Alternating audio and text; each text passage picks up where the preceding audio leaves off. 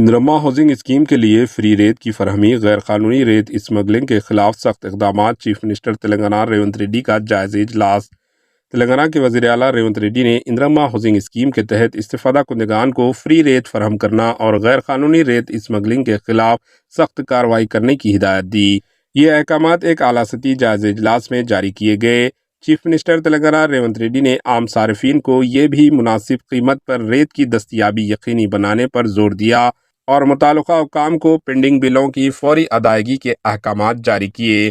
ساتھ ہی black market پر کڑی نظر رکھنے اور غریبوں کے لیے ریت کو قابل رسائی بنانے کی ہدایت دی۔ ریت کی غیر قانونی حمل و نقل کو روکنے کے لیے چیف منسٹر تلنگانہ ریونت ریڈی نے تمام ڈسٹرکٹ کلکٹرز اور ایس پیز کو اپنے اپنے علاقے میں سخت نگرانی کی ذمہ داری سونپی۔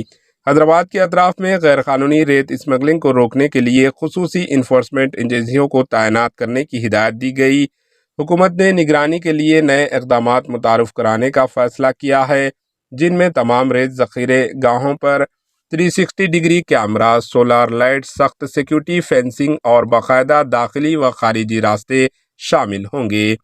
مزید یہ کہ صرف رجسٹر گاڑیوں کو ریت کی نقل و حمل کی اجازت ہوگی اور تمام گاڑیوں میں ٹریکنگ سسٹم نصب کیا جائے گا۔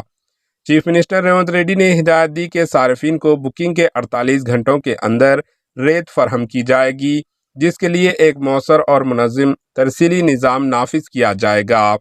اس کے علاوہ ایک خصوصی آن لائن پورٹل قائم کیا جائے گا تاکہ صارفین کی شکایت کا فوری ممکن بنایا جا سکے۔